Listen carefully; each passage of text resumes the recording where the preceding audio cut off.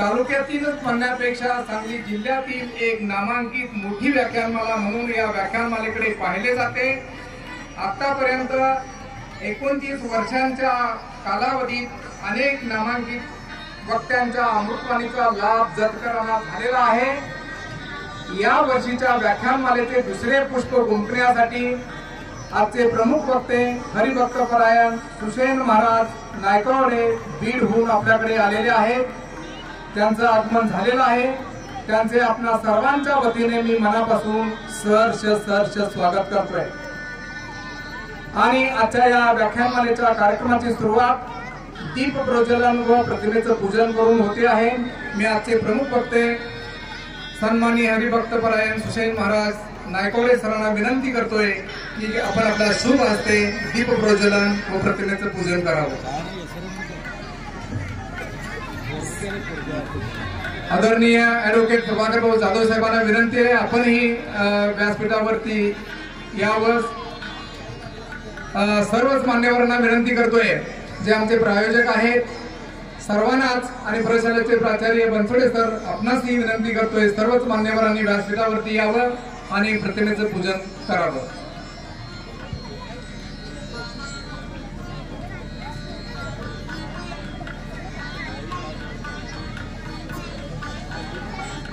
समवेत प्रशांत कोळी सर इथे आपले प्रायोजक आलेले आहेत। ते आपल्या प्रशालेचे माजी विद्यार्थी आहेत आणि सध्या त्यांचं वास्तव्य अमेरिकेत आहे। तेही इथे व्यासपीठावरती त्यांचं आगमन झालेलं आहे। श्रीमती विमलताई कोळी मॅडम यांचे ते चिरंजीव आहेत। सर्वच मान्यवरांना विनंती आहे आपल्या शुभ हस्ते दीप प्रज्वलन व प्रतिमेचं पूजन आपल्या शुभ हस्ते आपण करावं। आजचे प्रमुख वक्ते हरिभक्तपरायण सुषेण महाराज नायकवडे सर बीड।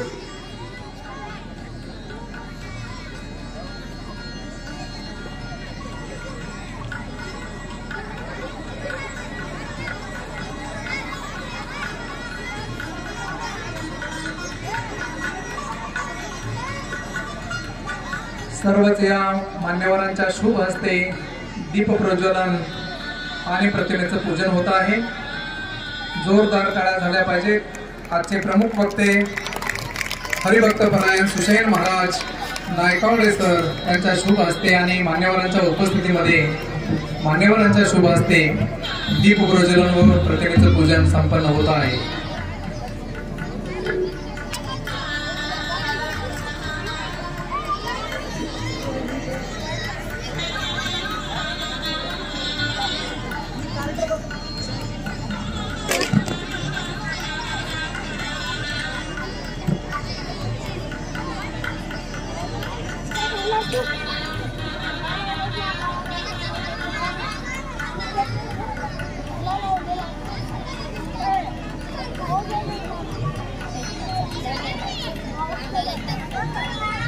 सर्व मान्यवरांना विनंती आहे आपण आसनस्थ व्हावं।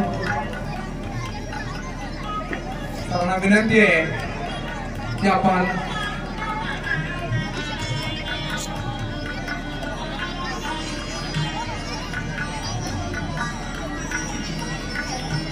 प्रतिमेचं पूजन करावं।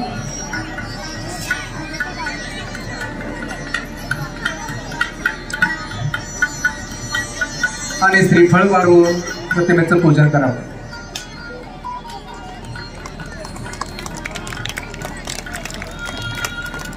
धन्यवाद। सर्वांना विनंती आहे आपण आसनस्थ व्हावं। या दीप प्रज्वलन आणि प्रतिमेच्या पूजनानंतर आपण या कार्यक्रमाची सुरुवात एका भक्तिगीताने करतोय आणि भक्तिगीतासाठी कुमारी रोहिणी चव्हाण आणि पकवाज सचिन शिवशरण सर तर भक्तिगीत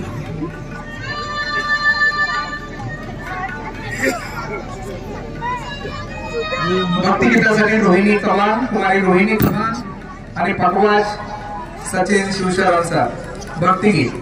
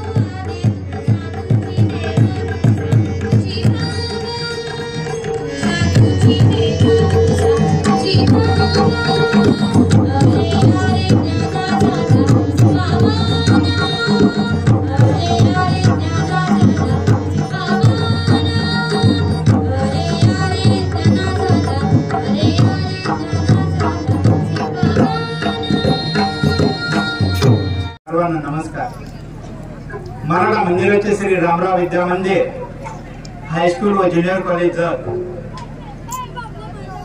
ज्यांच्या स्पर्शाने पवित्र झाली ही माती, ज्यांच्या स्पर्शाने पवित्र झाली ही माती, ज्यांच्या नावाने गर्वाने फुगते आमचे छाती, आमचं दैवत राजा शिवछत्रपती, आमचं दैवत राजा शिवू शकत नाही, मात्र प्रत्येकाच्या मनाला स्पर्श करण्याची ताकद महाराज आपल्या वाणीमध्ये आहे.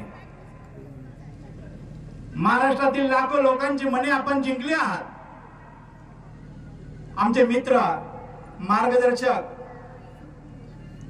गुरुवर्य, शिवव्याख्याते, कीर्तनकार, शिवचरित्र कथा प्रवक्ते सुषेण नायकवाडे गेल्या अनेक वर्षापासून पुणे, मुंबई, लोणावळा, बीड आणि नगर या ठिकाणी शब्दरत्न वक्तृत्व प्रशिक्षण या संस्थेच्या माध्यमातून सामाजिक, राजकीय,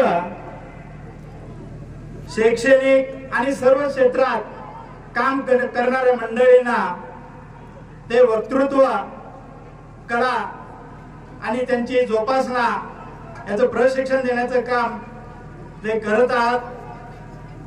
या माध्यमातून त्याने या महाराष्ट्रामध्ये हजारो वक्ते घडवले आहेत.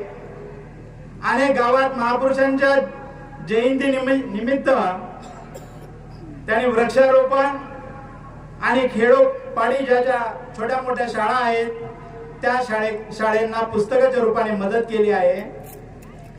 वृक्षारोपण बरोबर ज्या ठिकाणी वृक्षारोपण केलेलं आहे ती झाडे जगलेत का नाही हे देखील पाहण्याचं काम त्यांनी केलेलं आहे. महाराष्ट्रात आज नितीश छत्रपती शिवाजी महाराज, संत वाङ्मय यावरती अनेक कीर्तन, व्याख्याने त्यांची झालेले आहेत. हजारो व्याख्याने. मला वाटते महाराष्ट्रामध्ये आज बघितलं तर सगळ्यात जास्त व्याख्याने हे सुषेण महाराज नायकवाडे यांचे झालेले आहेत. हा त्यांचा व्यक्तिगत परिचय. स्वराज्य हे असं तसं उभारलेलं नाही. स्वराज्य हे असं तसं उभारलेलं नाही. पराक्रमाच्या पायावरती बलिदानाच्या भिंती उभारून, पराक्रमाच्या पायावरती बलिदानाच्या भिंती उभारून कार्यकर्तृत्वाचा कळस चढवला जातो तेव्हा हे स्वराज्य उभा राहतं. हे स्वराज्य मिळवण्यासाठी अनेकांनी बलिदान दिले आणि या बलिदानाची जाणीव ठेवणे हीच खरी महाराजांना आदरांजली करेल. आज आम्हाला गर्व आहे आमच्या मराठा मंदिर संस्थेचे आद्य संस्थापक कर्मयोगी कैलासवासी बाबासाहेब गावडे याने आमच्या मराठा मंदिर संस्थेच्या एका सभेमध्ये संशोधनपर महाराजांच्या वरती संशोधनपर चरित्र हा प्रकल्प लिहिण्याचा एक मुद्दा मांडलेला होता आणि हा संशोधनपर चरित्र हा प्रकल्प पूर्णही झाला. याचा आम्हा सर्व मराठा मंदिर संस्थेचे पदाधिकारी, विद्यार्थी, पालक, शिक्षक व सर्व कर्मचारी याचा आम्हाला सार्थ अभिमान आहे. शिवरायांच्या आशीर्वादाने पाहतो आम्ही हा महाराष्ट्र. शिवरायांच्या आशीर्वादाने पाहतो आम्ही हा महाराष्ट्र. देव माझा शिवछत्रपती, देव माझा शिवछत्रपती, मुजरा फक्त शिवचरणी, मुजरा फक्त शिवचरणी. जय जिजाऊ, जय शिवराय. धन्यवाद.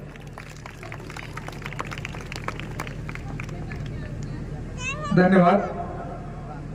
यानंतर आजच्या प्रमुख वक्त्यांचा सत्कार आणि सन्मान आपल्या सर्वांच्या वतीने होतोय आणि तो सन्मान आणि सत्कार करण्यासाठी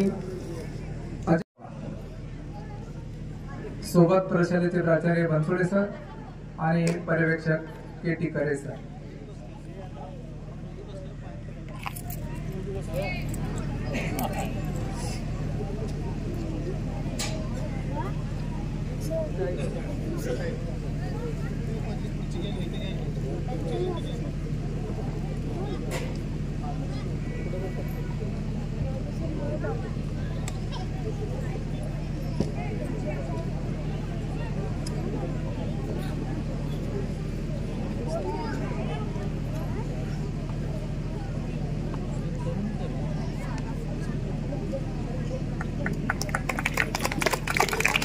जोरदार टाळ्यांच्या गजरामध्ये आपण सत्कार आणि सन्मान संपन्न करतोय.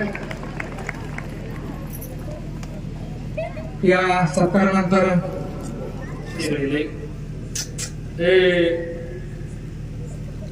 लय कीर्तन केले, लय व्याख्यान केले, पण तुमच्या गावातल्यासारखे बरं कुठंच नाही बघितलं. बघा ना कसे ताट बसले, ताट सगळे त्या बघा हाताची घडी तोंडावर पोट, मामाच खिशात.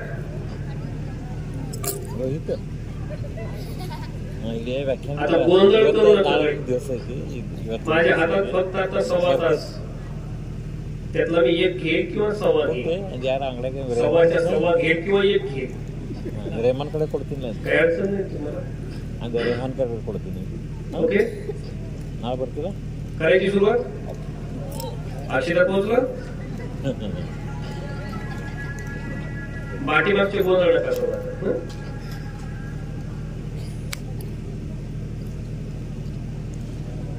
राष्ट्रमाता राजमाता जिजाऊ साहेब, स्वराज्य संस्थापक छत्रपती शिवाजी महाराज, स्वराज्य रक्षक छत्रपती संभाजी महाराज, भारतीय राज्यघटनेचे शिल्पकार डॉक्टर बाबासाहेब आंबेडकर, साहित्यरत्न साहित्य सम्राट लोकशाहीर अण्णाभाऊ साठे. आई या शब्दाचा अर्थ मला ज्यांच्याकडे पाहून कळला अशा थोर माता अहिल्याबाई होळकर, माता रमाई, शिक्षणाची गंगा ज्यांनी तुमच्या आमच्या दारात आणली अशा सावित्रीबाई फुले, या सर्व महामानवांना अभिवादन करून आमची प्रेरणा राजा शिवछत्रपती या विषयावर विचार मंथन करण्यासाठी मी सुशील महाराज नाईकवाडे आपणासमोर उद्युक्त झालो आहे. या कार्यक्रमाला बोलवण्यासाठी आमचे परममित्र परमस्नेही नितीन बदळे सरांचा फोन आला आणि त्यांच्या संबंधातून, त्यांच्या निमंत्रणातून या ठिकाणी येण्याचा योग आला. शाळेचे मुख्याध्यापक, प्राचार्य, पर्यवेक्षक, उपमुख्याध्यापक, सर्व शिक्षक बांधव, समोर बसलेल्या विद्यार्थी बंधूंनो, भगिनींनो, पालक वर्ग, माता पालक, सर्वांना वंदन करतो आणि माझ्या विषयाकडे सुरुवात करतो. आमची प्रेरणा राजा शिवछत्रपती. प्रश्न पडतोय की आमची प्रेरणा आता खरंच कोण आहे? राजा शिवछत्रपती आमची प्रेरणा या आधी तर होतेच, 400 वर्षापासून आहेतच, आजही आहेत, उद्याही राहणार आहेत. पण कधी काळी आमचे प्रेरणास्थान कोण हा विचार करण्याची गरज आहे. म्हणजे बऱ्याच तरुणांच्या स्टेटसवर आम्ही सहज पाहत असतो, कुठल्या तरी नेत्याचा फोटो आहे आणि पोराच्या स्टेटसवर असतं आमचे प्रेरणास्थान. कुठल्या तरी पुढाऱ्याचा फोटो आहे आणि युवकाच्या स्टेटसवर असतं आमचे प्रेरणास्थान. माझं काहीच मत नाही, असूही शकतात, असायलाही पाहिजे, पण त्या पुढाऱ्यांनी जर बँक लुटलेली असेल, भ्रष्टाचार केलेला असेल, देशाला खाल्लेला असेल टोकरून, तर ती तुमची प्रेरणा कशी होऊ शकते? असली कसली येडी प्रेरणा तुमची? ही प्रेरणा कशी असू शकते ज्याने देशाला लुटलं? ते सुद्धा आमचे प्रेरणास्थान म्हणून आमच्या युवकांच्या स्टेटसवर दिसायला लागतात, डीपीवर दिसायला लागतात. शोकांतिका नाही का? आजचं व्याख्यान खरी घेऊन जाणाऱ्यानो, आम्ही आमच्या देशाला कुठं घेऊन जातोय? 300 वर्षापासून, 350 वर्षापासून छत्रपती शिवाजी महाराजांनी प्रेरणा दिली, तत्कालीन परिस्थितीत मावळ्यांना दिली. हीच प्रेरणा डॉक्टर बाबासाहेब आंबेडकरांनी घेतली, ही प्रेरणा महात्मा फुलेंनी घेतली, लोकमान्य टिळकांनी घेतली, ही प्रेरणा समग्र महापुरुषांनी घेतली आणि समग्र महापुरुषांच्या नजरेतून छत्रपती शिवाजी महाराज हे प्रेरणेचं स्थान आहे, आमचं प्रेरणा स्थान आहे. तेव्हा होते, आज आहेत, उद्या राहतील. जोपर्यंत चंद्र सूर्य आहे तोपर्यंत राजा शिवछत्रपती आमचे प्रेरणास्थान राहतील. कधी तरी विचार केलाय का बछड्यांनो, आमची प्रेरणा आम्ही कोणालाही ठेवतोय? मी नेहमी बोलत असतो गड्यांनो, आमच्या माणसाचा अभिमान आम्हाला जरूर असावा, असलाच पाहिजे, पण असावा कुणाचा? आपल्या माणसाला मोठं आपण केलंच पाहिजे, आपली माणसं मोठी झालीच पाहिजे. आमची माती आमची माणसं, आणि आमच्या माणसानंच केलेली आमची माती आम्हाला उघड्या डोळ्यानं पाहायला मिळते. आमची माणसं आमची माती आमची माणसं, आणि आमचीच माणसं करायला लागली आमच्या माणसाची माती. होय, मी नेहमी बोलतो गड्या हो, छत्रपती शिवाजी महाराजांची जयंती आणि कुठल्याही महापुरुषाची जयंती धांगडधिंगा करून दारू पिऊन डीजेवर नाचून करायची नसते. जयंती ही नाचून करायची नसते, जयंती पुस्तक वाचून करायची असते. हल्ली जयंत्या बघा, रस्त्याला डीजेवर गाणे लावून जयंत्या व्हायला लागल्या.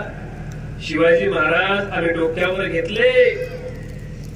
शिवाजी महाराजांच्या नावानं दादागिरी करून वर्गण्या जर आपण मागत असू तर आम्ही खरे मावळे असू शकत नाही. आपली खरी प्रेरणा जर राजा शिवछत्रपती असतील ना गाड्या हो, तुम्ही खऱ्या छत्रपतींच्या चरित्रातून प्रेरणा घेतली असेल ना गाड्यांनो, तर शिवरायांच्या विचारांचा 400 वर्षानंतरचा मावळा म्हणून आज जगायला हवाय. खेद वाटतो कधी कधी, वाईटही वाटतं कधी कधी. एक सामान्य माणसं, अतिसामान्य माणसं, मोठी माणसं, महापुरुष, आबाल वृद्ध महिला पुरुष, सगळ्यांसाठी माझा राजा आजही प्रेरणा स्रोत आहे, प्रेरणेचं एक ठिकाण आहे. तत्कालीन परिस्थितीमध्ये राजाला अडवणारी माणसं होती.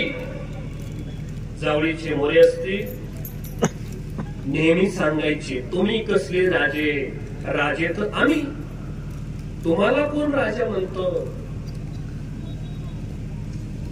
मान्यच केलं नाही. तेव्हापासून आजपर्यंत बघायला मिळतंय गड्यांनो, आपल्यातला माणूस कुणी मोठा व्हायला लागला की आपली माणसं त्याला मोठं होऊ देत नाही. ह्याची आडवितो त्याची जिरवितो, ते आडवा आडवितो जिरवा जिरवितो, आपली कवा जिरली कळतच नाही. माझ्या राजानं पाणी अडवलं, पाणी जिरवलं म्हणून तुम्ही आले आज सुटी.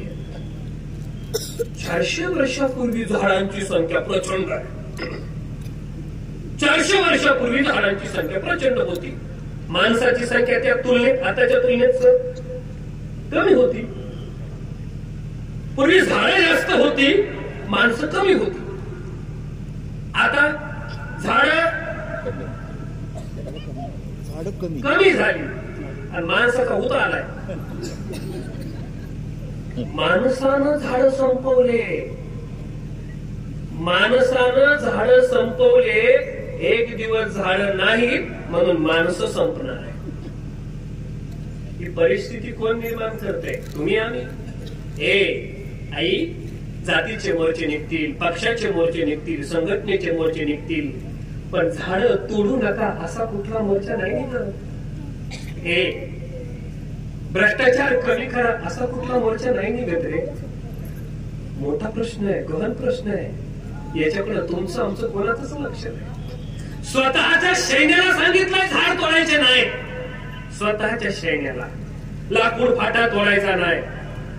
आणि तोडलंच लाकूड तर ते जीर्ण झालेलं असावं, ते वाळलेलं असावं, जीर्ण झालेलं असावं.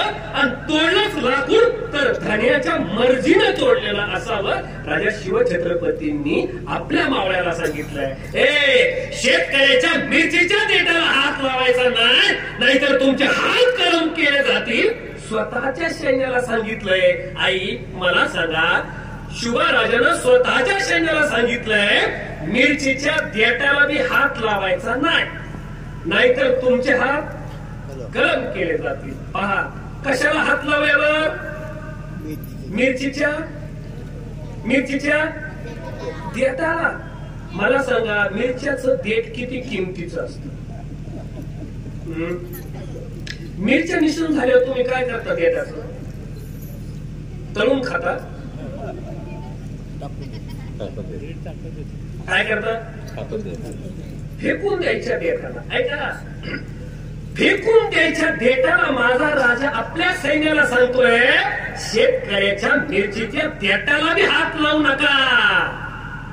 मिरचीला नाही, ऐका ना, मिरचीला नाही, मिरचीच्या देठाला, मिरचीला नाही, मिरचीच्या झाडाला नाही, मिरचीच्या पानाला नाही, मिरचीच्या फुलाला नाही.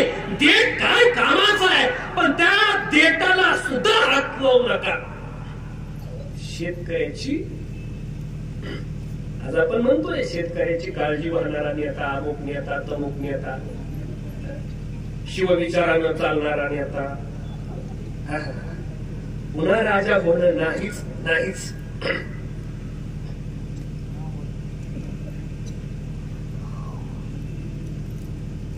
माझं बोलणं कधी कधी ओघा जरा जास्त बोलतोय, राग नका येऊ देऊ, पण बोलतोच. बोलू का? त्या बघा, त्या बघा, मी लय व्याख्यानं केली, लय कीर्तन केली, खूप कथा केल्या, पण तुमच्या गावातल्या सारखे ताट बसलेले बोलणे कुठं. त्या बघा, त्या बघा, त्या बघा.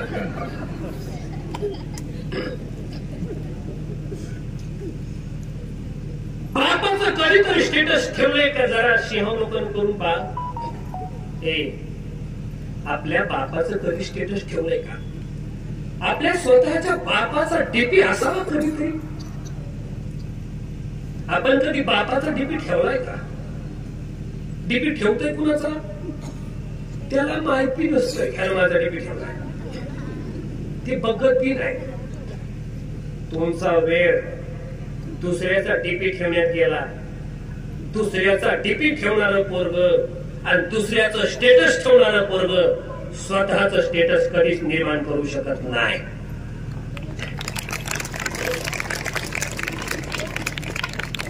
तुमची प्रेरणा जर खरं छत्रपती शिवाजी महाराज असतील ना, तर स्वतःच अस्तित्व स्वतः निर्माण केलं पाहिजे. प्रेरणा ती शिवछत्रपतींची. स्वतःच अस्तित्व स्वतः निर्माण केलं पाहिजे. माझं वाक्य नेहमी बोलत असतो, नौकर होण्यासाठी पळतोय आपण, नौकर होण्यासाठी. नौकर व्हायचंय म्हणून राबतायत, विद्यार्थी राबतायत, शिक्षक राबतायत, पालक राबतायत, यंत्रणा राबते. पण कधीतरी थोडं स्वतःला अवलोकन करून पहा, स्वतःचं सिंहावलोकन करून पहा. नौकर व्हायला डिग्रीची पण गरज लागते. नौकर व्हायला डिग्रीची गरज लागते, मालक व्हायला डिग्रीची गरज लागत नाही.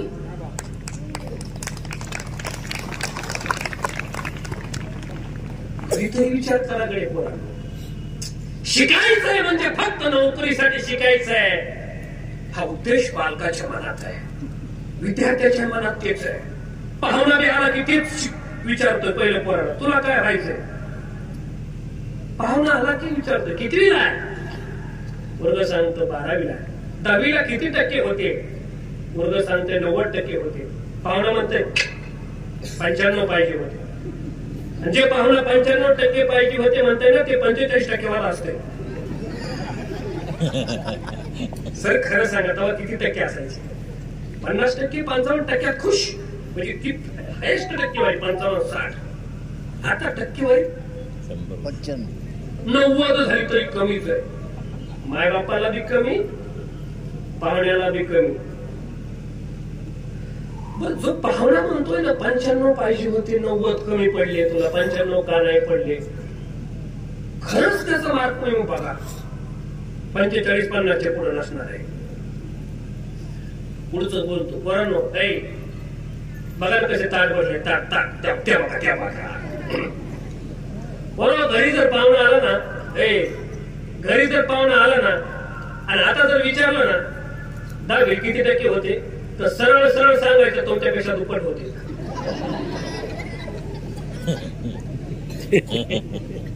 मी निगेटिव्ह नाही करत आहे तुम्हाला, पण माझं स्पष्ट मत आहे, मार्क मेमो सोबतच तुमचा शार्प मेमो सुद्धा डेव्हलप झाला पाहिजे. नुसता मार्क मेमो रंगून उपयोग नाही. शिक्षण म्हणजे मार्क, मार्क म्हणजे शिक्षण, ही कल्पनाच मुळात चुकीची आहे तुमची. मार्क म्हणजे शिक्षण. बोलू मार्क मिळवाल तुम्ही, मार्क मेमो चांगला दिसेल तुम्हाला, पण त्या मार्क मेमो सोबत जर आई वडिलांचे संस्कार नसतील ना तर तुम्ही शिक्षित व्हाल. माझं वाक्य नीट ऐका. आई वडिलांच्या संस्कारा व्यतिरिक्त जर फक्त मार्कच मिळवाल ना तर तुम्ही फक्त शिक्षित व्हाल.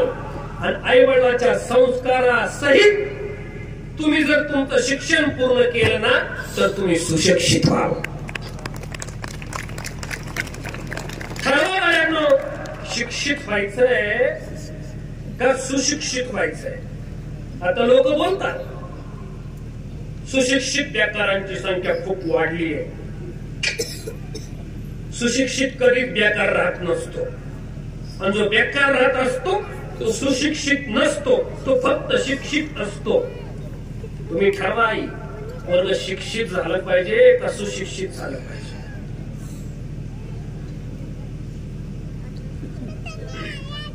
16व्या वर्षी शपथ घेतली शिवराजांनी. ऐका, मी आज इतिहास फारसा नाही सांगणार तुम्हाला, शेवटी इतिहासाकडे. 16व्या वर्षी शपथ घेतली शिवराजांना. 16व्या वर्षी काळ कोणता होता? तवा मावळे जमा करणं, राजेश्वरीच्या मंदिरात जाणं, सगळ्यांना एकत्र या एका स्वप्नासाठी, आईच्या स्वप्नासाठी. आई तुमचं लेकरू म्हणून ऐका, आईच्या स्वप्नासाठी त्या राजानं 16व्या वर्षी राजेश्वरीच्या मंदिरामध्ये मावळ्यांना बोलवून घेतलं. तेव्हा माणसं गोळा करणं सोपी गोष्ट नव्हती. आता माणसं गोळा व्हायना, बॅनर लावून गोळा व्हायना, पैसे देऊन सुद्धा येणार. बरं, ह्या सभेला तेच माणसं, त्या सभेला त्याच माणसं. शिवराजांना जे बोलवले होते ते शिवराजाचेच होते, विना पैशाचे आलेले माणसं. बरं, माणसं गोळा करायचं साधन काय? बरोबर, माणसं गोळा करायचं साधन काय? स्टेटस नव्हतं ठेवलं शिवराजानं. उद्या सकाळी ठीक 9 वाजता राजेश्वरीच्या मंदिरात येणे. सगळेजण डीपीला नव्हतं ठेवा म्हणले, स्टेटस नव्हतं ठेवलं, मेसेजही नाही टाकला, फेसबुकला नाही टाकलं, व्हॉट्सअपला नाही टाकलं, न्यूजला बातमी पण नाही दिली. माणसं गोळा केली. आता साधनं किती झाली, लक्षात ठेवा. त्या परिस्थितीमध्ये आईचं स्वप्न साकार करायची शपथ घेतली 16व्या वर्षी. 16व्या वर्षी शपथ घेतलीये स्वराज्य स्थापन करायचंय. कुणासाठी? स्वराज्य आपल्यासाठी. तुमचं आमचं सर्वांचं राज्य स्वराज्य. नाही, हे राज्य स्थापन करायचं त्याला स्वतःचं नाव द्यायचं अजिबात नाही. स्वतःचं नाव लावलंच नाही. मोगल आले, इथं राज्य निर्माण केलं, नाव दिलं मोगलशाही. आदिलशहानं इथं राज्य निर्माण केलं, नाव दिलं आदिलशाही. मोगलांची मोगलशाही, आदिलशहाची आदिलशाही, कुतुबशहाची कुतुबशाही. पण भोसल्यानं इथं राज्य निर्माण केलं, पण नाव नाही दिलं भोसलेशाही, नाव दिलं स्वराज्य. तुमचं आमचं राज्य स्वराज्य सगळ्यांसाठी होत, म्हणून माणसं मरायला तयार होत होते.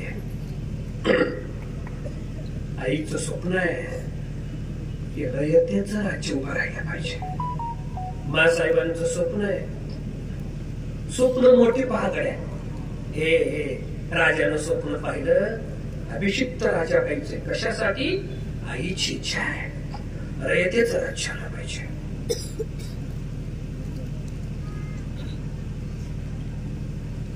गोरगरिबांचं राज्य आलं पाहिजे, दीनदलिताचं राज्य आलं पाहिजे, शेतकऱ्याचं राज्य आलं पाहिजे, कष्टकऱ्याचं राज्य आलं पाहिजे.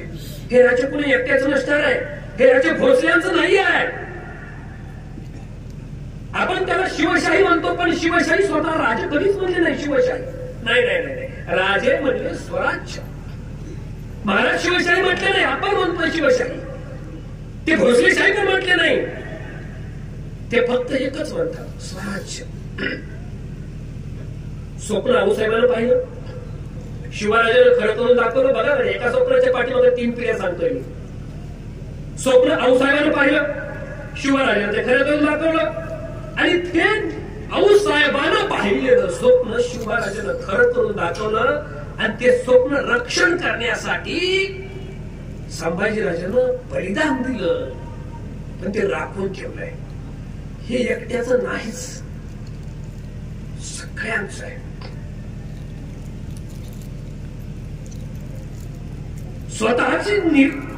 शिवराजाची स्वतःची निर्मिती आहे, म्हणून स्वराज्य निर्माते आहेत. मी नेहमी सांगत असतो, माझ्या कीर्तनात सांगतो, व्याख्यानात सांगतो, माणसानं स्वतःची निर्मिती असली पाहिजे.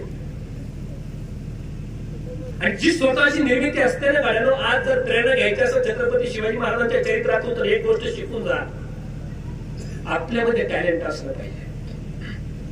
आपण ते टॅलेंट जागा केलं पाहिजे. असतोच प्रत्येक माणसा, पण त्याच्यात काय आहे हे त्याला लवकर कळतच नाही.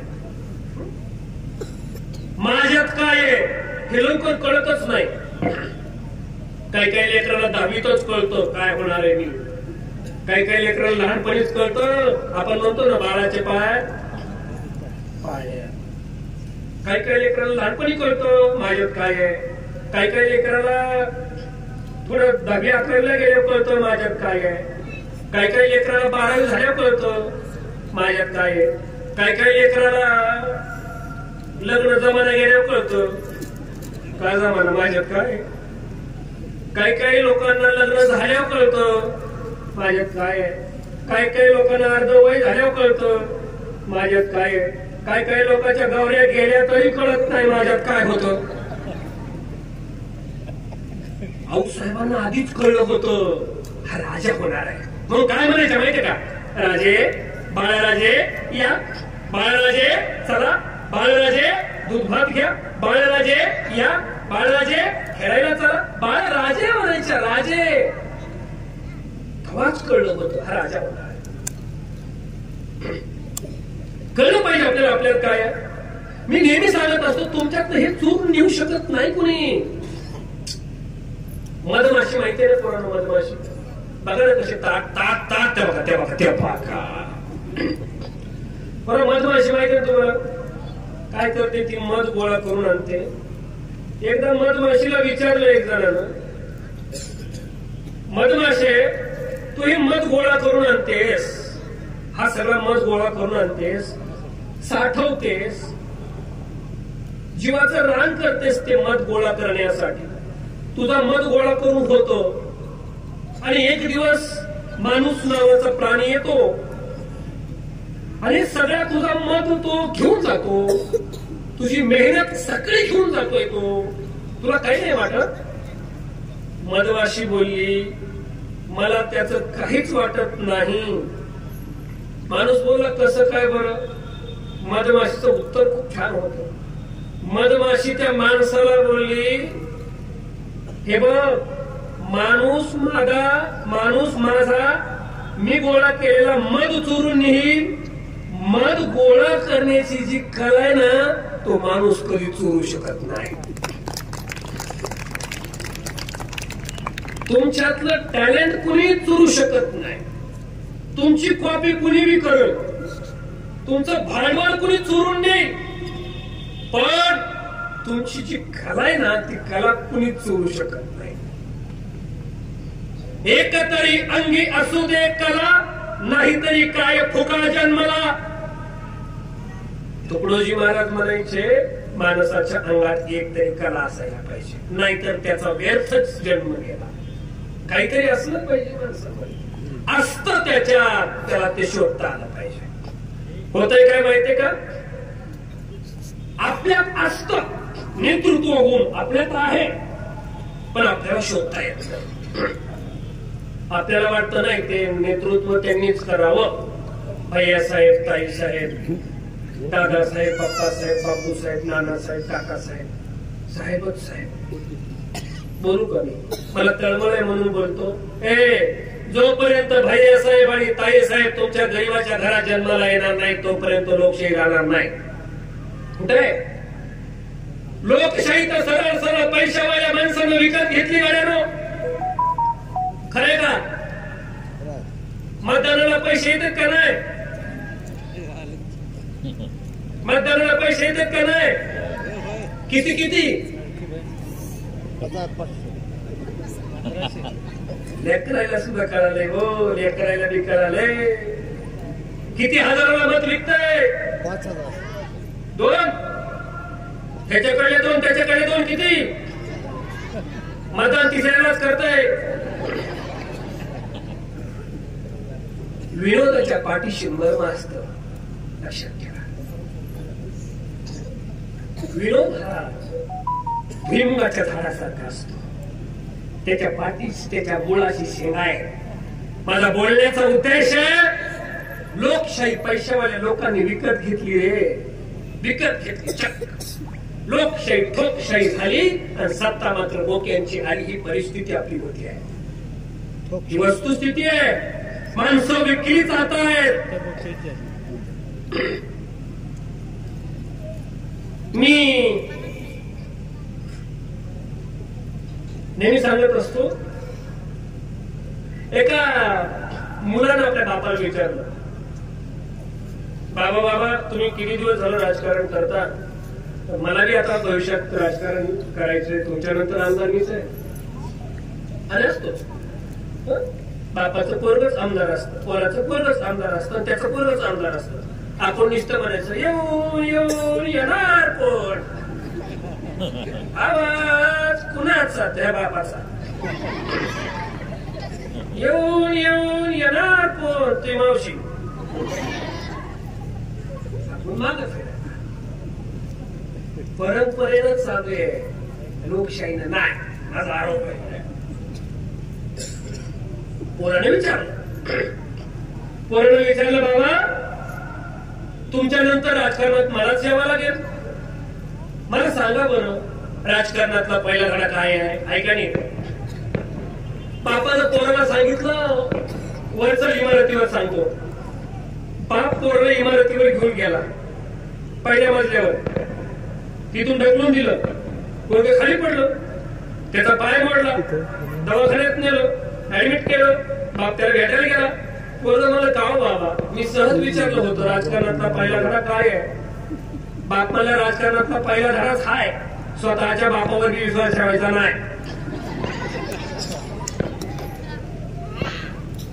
विश्वासू माणसं गोळा केली होती हो, विश्वासू माझ्या राजानं. का आमची प्रेरणा छत्रपती शिवाजी महाराज आहेत. एक एक मावळा गोळा केला होता आणि मावळा म्हणायचा, राज मरण्याची संधी द्या की मरू द्या, एकदा स्वराज्यासाठी मरू द्या. राज मरायची संधी द्या की मरू द्या, स्वराज्यासाठी मरू द्या, आऊसाहेबांच्या स्वप्नासाठी मरू द्या. राज लाख वेळ तरी चालतील, पण लाखाचा पोशिंदा जगला पाहिजे म्हणून मरू द्या. एक माणूस विश्वासातला होता, प्रचंड विश्वास. तानाजी मालुसरेंना एकदा धन सापडलं आणि धन सापडल्याच्या नंतर तानाजी मालुसरेने शिवराजाला बोलवले, राजे राजे या, धन बघायला किती आहे धन, आणि एकदा तुमची नजर जाऊ दे ना धनावरून. शिवराजे म्हणायचे, आणि असू दे ना ताना, जे आहे ते घेऊन ये की, काय बघायचं त्याला? नाही नाही राहतो, नेमकं एकदा नजर मारा म्हणजे आम्ही बिनधास्त राहू. ताना कशा पायी नजर मारायची र? नाही राज ना, काही तुम्हाला इकडे तिकडे. अरे काय वाटणार आहे ताना? ताना आमचा विश्वास आहे तुमच्यावर, ताना आमचा विश्वास आहे तुमच्यावर. आम्ही तिकडे येऊन धन मोजणार ना, मग ते धन तुम्हीच आणायचं, तुमची जिम्मेदारी आहे. आमचा विश्वास आहे तुमच्यावर. बोलू का पुढचं? आता वरून आलेले पैसे नेमकं वाटाय कुणाकडे द्यायचे?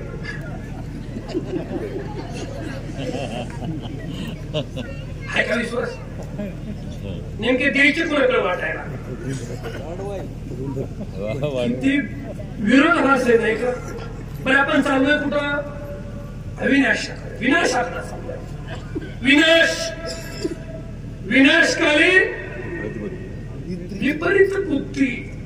हे जे चालू आहे ना, ते विपरीत बुद्धीने चालू आहे. गड्या मी तळमळीनं बोलतो, तळमळीनं बेंबीच्या देठापासून बोलतो. जे आपण करतोय ते चुकीचं करतोय. सगळ्याच लोकशाही विकत घ्यायला लागले आणि तुम्ही लोकशाही विकायला लागला. तरी लोकशाही विकायला लागला. इकडे गावरान कोंबडीचा भाव काय हो?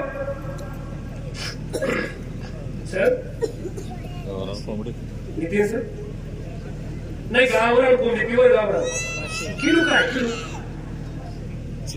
500. किती किलो कोंबडी? 1 किलो कोंबडी 500 रुपये किलो न विकते. 55-60 किलोचा माणूस सुद्धा त्याच भावात विकते, कोंबडीच्या भावात. अरे 55-60 किलोचा आहे, 500 रुपये किलो म्हणलं तरी 25,000 होते मेंढे तुझे, आणि तू 500 रुपये विकायला लागलास. कोंबडीच्या भावात माणूस विकायला लागला. का? का? त्याचं प्रेरणास्थान सुद्धा तेच आहे. त्याचं प्रेरणास्थान सुद्धा तेच आहे. कोण?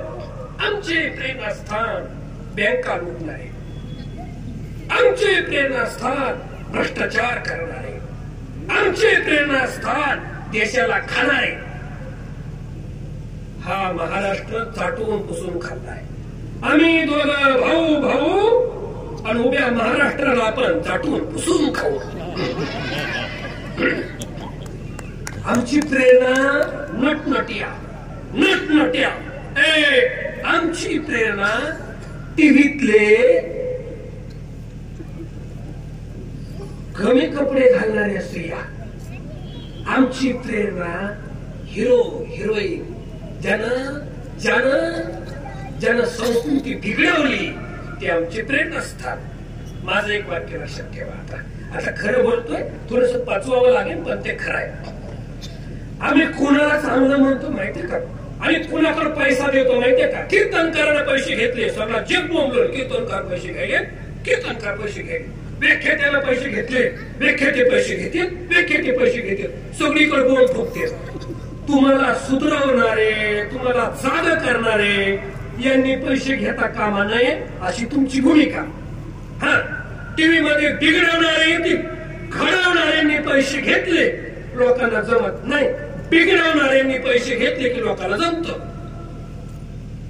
पैसे जास्त कोण कमवत माहितीये का? जंगली रवी पिराये ना महाराज, महाराजाला मी म्हणते की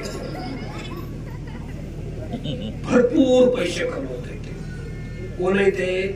तुम्हाला जंगली रमी खेळा म्हणणार दैंद. कोण आहे? तुम्हाला जंगली रमी खेळा म्हणणार कोट्याधीश झाले. कोट्याधीश तुम्हाला बिघडवणारे कोट्याधीश होतात, तुम्हाला घडवणारे कोट्याधीश होत नाही. विनाशकाली विपरीत बुद्धी. आणि तुमची टीका? कीर्तनकारानं पैसे घेतले, व्याख्यात्यानं पैसे घेतले. हा, तिथं किती पैसे उधळीते? कुठं? पाटलाचा ते बघा किती उधळीते. याला म्हणायचं तुमची हाय कोण प्रेरणा? का म्हणतो आम्ही आमची प्रेरणा राजा शिवछत्रपती? का? एक बोलतो काय, एखादं गाणं येईल, आत्ता येईल गाणं, एखादं वर्ष 2 वर्ष ट्रेंडिंग मध्ये राहील, संपलं. एखादा माणूस फोकस मध्ये येईल, 1-2 वर्षात, 4-2 वर्षात त्याचं फोकस कमी होईल. एखादी हिरोईन येईल, तिचं पण स्टेटस 2-3 वर्षात कमी होईल. एखादं गाणं येईल, 2-3 वर्षात त्याचं फोकस राहणार नाही. माणूस एखाद्या प्रसिद्धीला येईल, 2-3 वर्षाला त्याचं फोकस राहणार नाही. पण जगद्गुरु तुकोबरायानं लिहिलेले अभंग आणि राजा शिवछत्रपतीनं सांगलेला विचार आजही जशाच तसाय, चंद्र सूर्य असेपर्यंत तसाच राहणार आहे. माऊलींचे अभंग हरिपाठ आजही आमच्या कानावर पडला, आमचं आजही मान डोलावते. आजही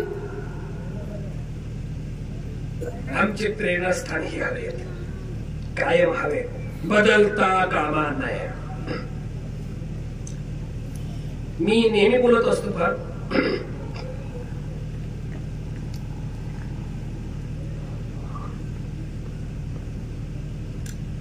माझं मत आहे स्वराज्य निर्माण झालं ना, विरोध होता.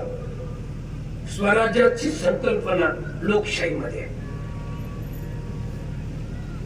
आता तर तुम्ही आणि कुणीही राजा होऊ शकतो. आता राजा कुठून निर्माण होतो? मताच्या पेटीतून, असं म्हणायला राहिले बरं का. आता आताचा राजा राजाच्या पोटी जन्माला येतो. कडू आहे पण खरं आहे. आमदार खासदार व्हायचा असेल तर बाप आमदार खासदार असावा लागतो. ते लेकराला बरोबर शिकवलं. माझी स्पष्ट भावना आहे काय, लोकशाही टिकली पाहिजे म्हणून बोलतोय. मला काही देणे नाही कोणाचं. उलट मी या लोकांना ट्रेनिंग देतो सगळ्यांना. खरं सांगू का, माझ्याकडे ऍडमिशन होती आमदाराचं पोरग खासदाराचं पोरग. हो, पूर्वी मी लेकरांना शिकवण्याचं काम करीत होतो. 13 वर्ष शिक्षकाची नोकरी केली. आता लेकरांना शिकवायचं बंद केलं आणि लेकराच्या बापाला शिकवायला सुरू केलं. माझं खरं कस्टमर आमदाराचं पोरग खासदाराचं पोरग जिल्हा परिषद सदस्य हे तरी सुद्धा मी काय म्हणतो, मला तळमळ आहे. गुणता हे खरं न देखावे डोळा आणि हे तो कळवळा म्हणून या. कधीतरी तुम्हालाही कळा मध्ये कधीतरी त्याला ट्रेनिंग दिली जाते. जर तुला आमदार व्हायचं असेल माझ्यानंतर, ऐका, माझ्यानंतर जर तुला आमदार व्हायचं असेल तर कार्यकर्त्याला खुश करायचं. कार्यकर्त्याला म्हणायचं तुला निवडून दिलं का नाही. कार्यकर्त्याला म्हणायचं ह्याच्यात माझं काहीच नाही, तुमच्यामुळे झालं. घरी ट्रेनिंग दिली जाते. तुला झेडपी मेंबर केलं, तू म्हणायचं कार्यकर्त्याला ह्याच्यात माझं काहीच नाही, तुमच्यामुळेच झालं. उद्या तू आमदार होशील. आमदार जरी झालास तरी दुसऱ्या दिवशी मीडियाला यायचं सांगायचं ह्याच्यात माझं काहीच नाही. हे सगळं तुमच्यामुळेच झालं. खुश होते ते नेहमी असंच म्हणायचं. ते झालं पहिल्यांदा जिल्हा परिषद सदस्य. लोकांनी भरभरून निवडून दिलं त्याला. दुसऱ्या दिवशी प्रतिक्रिया दिल्या त्यांनी कार्यकर्त्याला, याच्यात माझं काहीच नाही, तुमच्यामुळेच झालं. पुन्हा ते आमदार झालं. पुन्हा त्यांनी प्रतिक्रिया दिल्या, ह्याच्यात माझं काहीच नाही, सगळं तुमच्यामुळेच झालं. ते मंत्री झालं कमी वयात मंत्री झालं. ते नेत्याचं पोरग होतं, नेत्याचे पोरग कमी वयात मंत्री होतात. ते कमी वयात मंत्री झालं. त्याला मीडियानं विचारलं तेव्हा ते बोलायला लागलं मीडियावाल्याला आणि कार्यकर्त्याला. म्हणलं ह्याच्यात माझं काहीच नाही, हे सगळं तुमच्यामुळेच झालं. त्याचं लग्न झालं. वर्ष 2 वर्षाला त्याला लेकरू झालं. पुन्हा विचारलं साहेब अभिनंदन. ते म्हणतो ह्याच्यात माझं, तुम्हाला ट्रेनिंग नाही त्याच. म्हणून राजा एक गोष्ट शिका. तर म्हणून मी बोलतो एक गोष्ट शिका. बेबीचा डेटा पडतो सांगतो, पोटतिडकीनं सांगतो. जर लोकशाही टिकवायची असेल तर आम्ही प्रेरणा असतात राजा शिवछत्रपतींना मानलं पाहिजे. लोकशाही टिकवायची असेल तर आमच्या प्रेरणा अशा नसाव्यात. तुम्हाला प्रेरणा देणारे कोण आहेत लक्षात ठेवा. अफजल खानाचा वध आहे. शिवचरित्र सोपं नाही रे. नाही, अफजल खानाचा वध आहे. अफजल खानाला मारणं सोपं नाही. तुम्हाला फक्त एवढं शिकवलंय, अफजल खान टाकणारा फाडला. आई तुमचा भाऊ म्हणून बोलतो, तुमचं लेकरू म्हणून बोलतो. अफजल खानाला मारायला जाताना शिवराजे आईकडे गेले, आऊसाहेबांकडे गेले. गड्या माझा राजा आऊसाहेबांकडे गेला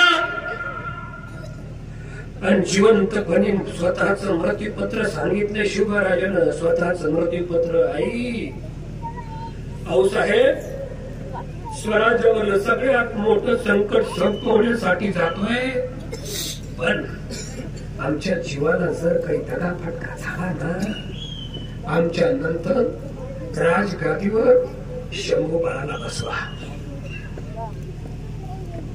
शिवराजा आईच्या पुढे गेलाय, हात जोडले आणि आईला बोलायला लागला, आऊसाहेब स्वराज्यावरलं सगळ्यात मोठं संकट संपवायला जातोय.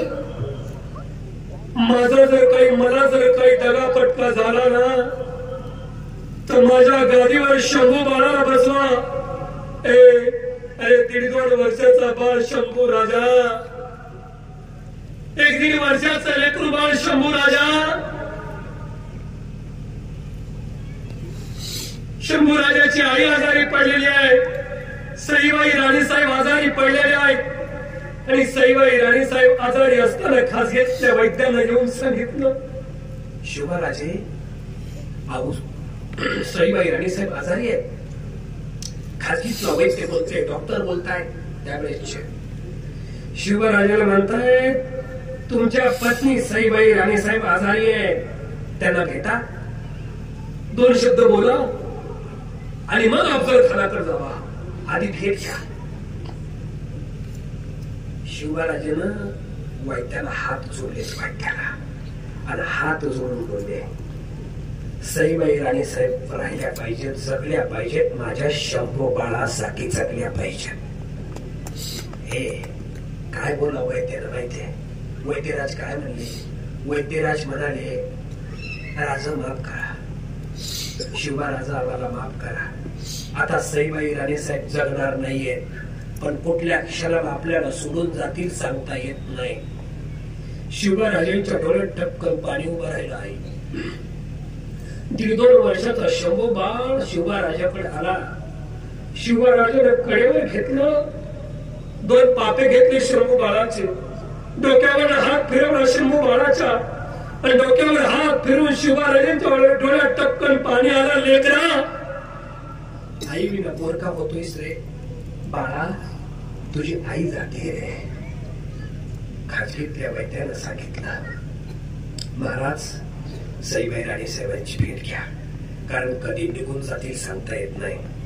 शिवराजे जड अंतकरणानं, जड पावलानं शंभू बाळाला कडेवर घेतलंय आणि शिवराजे राणी साहेबांच्या महालात निघाले. राणी साहेबांच्या महालात येऊन दरवाजाच्या आत शिवराजे आले की दास दासिया नौकर चाकर उभा राहिले, मुजरे चढले, आणि दास दासिया नौकर चाकर महालातून बाहेर निघून गेले. का तर शिवराजाला शेवटच्या क्षणी तरी सईबाई राणी साहेबांसोबत 2 मिनिटाच्या गप्पा मारता याव्यात, मन मोकळपणे बोलावं या पती पत्नीनं. आणि शंभूबाळ शिवराजाच्या कडेवर आहे. शिवराजे सईबाई राणी साहेबांच्या बिछाण्याजवळ गेले आणि शिवराजे बिछाण्याजवळ जाऊन बसले. बिछाण्यावर बसले आणि सईबाई राणी साहेबांनी डोळे उघडून शिवराजाकडे पाहिलं. सईबाई राणी साहेबांना हात पुढे केला, शिवराजाला हात हातात दिला आणि पहिला प्रश्न विचारला, सई, हे सई, सांग ना कशी तब्येत तुझी? सईबाई राणी साहेब बोलल्या, तुम्हीच सांगा महाराज, वैद्यराज काय म्हणलेत? मला तर खरं कुणी सांगत नाही, पण मला वाटतं मी आता जास्त दिवसाची सोबती नाही. सई, असं म्हणू नकोस ग सई, महाराज सांगा ना वैद्यराज काय म्हटलेत? महाराज सांगा ना वैद्यराज काय म्हणाले? सईबाई राणी साहेबांकडे पाहून शिवराजे बोलले, सई, हे सई, वैद्यराज म्हणाले काळजी करू नका.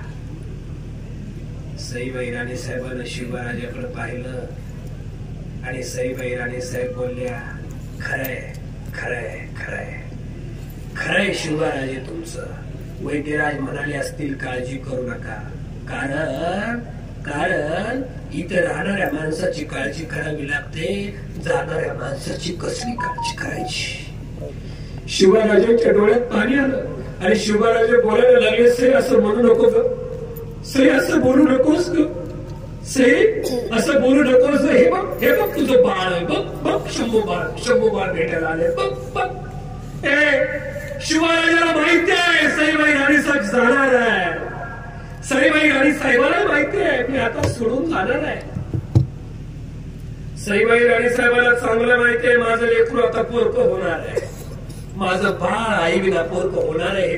बाळाच्या आईला माहित असतं ना, त्यावेळे बाळाच्या आईची काय परिस्थिती असेल, आई माझा शंभू बाळ पोरका होणार आहे हे सईबाई राणी साहेबांना माहिती आहे.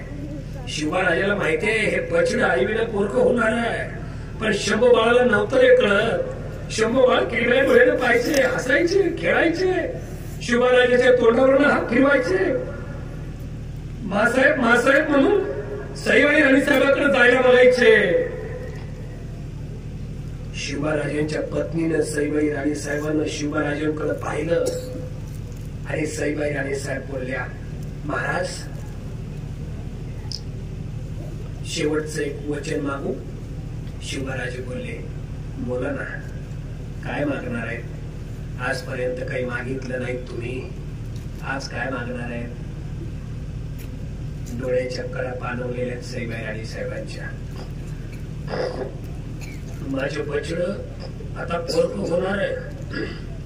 माझं बाळ आता त्याची आई कायमची त्याला सोडून जाणार आहे. आईला जर माहित असेल ना माझं लेकरू जाणार आहे, माझं लेकरू पोरक होणार आहे, आईला स्वतःच्या मरणाचं काहीच नसतं काय, पण माझं बछड पोरक होणार आहे याची फार मोठी काळजी असते. ज्याला आई नाही त्याला बिचारा आईची काय किंमत आहे. लेकरानं घरी जावं खेळून खेळून, आणि घरी गेल्याच्या नंतर आई ज्याची जिवंत आहे ना, लेकरू घरी खेळून गेल्या बरोबर शब्द असतो आई. आणि ज्याची आई जिवंत नाही ना, लेकरू बाहेरून खेळून येत, आई बाहेरून खेळून येत, आणि घरी गेल्यानंतर आई शब्द नाही फुटत त्याला. ते भिंतीकडे पाहत, आणि भिंतीवरला आईचा फोटो पाहत रे, आणि भिंतीवरला आईचा फोटो पाहून म्हणत आई आई ए आई मी खेळून आलोय बघ, आई मी खेळून आलोय. तू जर आज असतीस ना आई तर मला आवाज देता आला असता ग. आई मी खेळून आलोय, मला जेवायचं आहे. आई मी खेळून आलोय, मला जेवायला दे. आई फोटोकडे पाहत आणि लेकरू म्हणत असत आई तू जर असतीस ना तर मला मांडीवर बसवलं असतस, 2 घास तुझ्या हाताने भरवले असतेस. ज्याची आई जिवंत असते त्याच लेकरू बाहेरून खेळून येत, आणि खेळून आल्याबरोबर आईला आवाज देत आई जेवायला वाढ. ज्याची आई जिवंतच नाहीये, ज्याची आईच या जगात नाहीये, त्यानं कुणाला म्हणायचं ए आई जेवायला वाढ. हक्कानं जेवायला वाढ म्हणण्याचं ठिकाण संपलं तुमचं, संपला. शंभो बाळ आई विना पोरका होणार आहे आधीच माहितीये, आधीच. मरण कुठं कुणाला कळतं का? पण वैद्यानं सांगितलंय सरळ सरळ शंभो बाळ पोरका होणार आहे. 1.5-2 वर्षाचा शंभो बाळ. सईबाई राणी साहेबांना शिवराजाकडे पाहिलं, आणि शिवराजाला सईबाई राणी साहेब बोलायला लागल्या, महाराज तुमच्याकडे काही मागायचे मागू? मागणं सई माग. थरथरल्या ओठानं माझा शिवराजा बोलायला लागला, माग सई माग.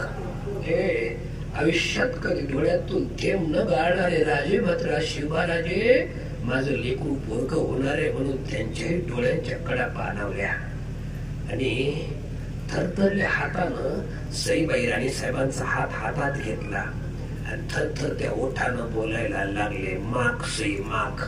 काय हवंय ते माग, तुला काय हवंय ते माग. शिवराजा देईल तुला. उभं स्वराज्य मागितलंस तरी देतो बघ. आणि सई तुला आधीच सांगतो बघ, तू काळजी करू नको तुझ्या लेकराची. तुझं लेकरू स्वराज्याचा वारसदार आहे बघ. तुला काळजी वाटते, स्वराज्य त्याला देणार आहे. नाही. सईबाई राणी साहेबांच्या डोळ्यात पाणी घळघळ वाहत आहे, आणि सईबाई राणी साहेबांना शिवराजाला सांगितलं नाही स्वराज्य मागत नाही, मी मागते फक्त माझं लेकरू पोरक होणार आहे, माझं बछड आई विना पोरक होणार आहे, म्हणून माझ्या लेकराची आई जाणार आहे. त्या लेकराला आईचं प्रेम द्या महाराज, बाकी काही मागणार नाही. ही आई काय मागते लेकरासाठी? आई मागते त्याची आई बना महाराज, त्याची आई बना. शिवराजानं सईबाई राणी साहेबांकडे पाहिलं. सई काय मागितलंस ग? सई मागून मागून काय मागितलंस ग? तुझ्या लेकराची आई बना, तुझ्या लेकराला आईचं प्रेम द्या. हे बघ सई, हे बघ सई, आम्हाला स्वराज्य निर्माण करायचंय.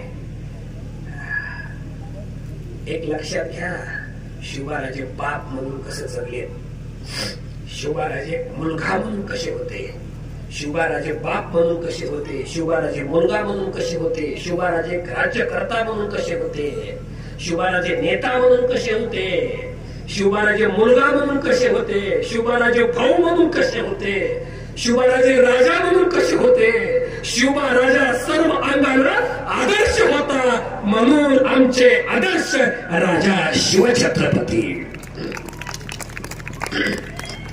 बाप म्हणून फक्त स्वतःच्या लेकरासाठी नाही नाही नाही नाही, जगाच्या कल्याणा संतांच्या विभूती देह कष्ट विधी परोपकारी. हे राजा असून संतासारखा वागला, राजा असून उपभोग शून्य स्वामी बनला, उपभोग शून्य स्वामी. आणि सईबाई राणी साहेबांना शिवबा राजांचं उत्तर काय होतं नीट ऐकाय. हे आजचा हा शब्द खरी घेऊन सांग. काय बोलले शिवबाराजे?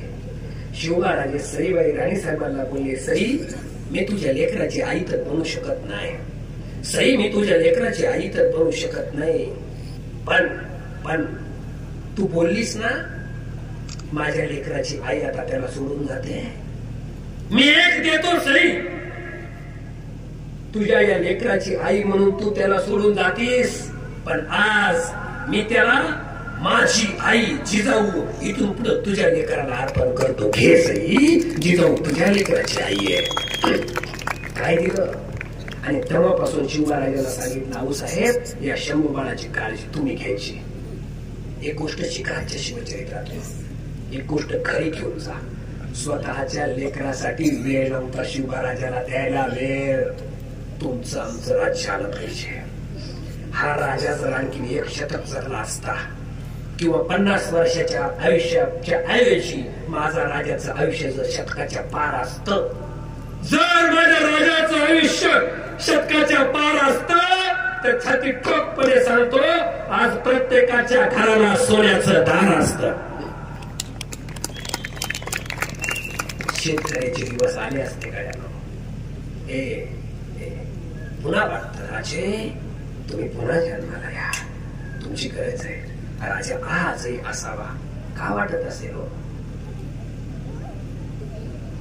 धाडशी निर्णय.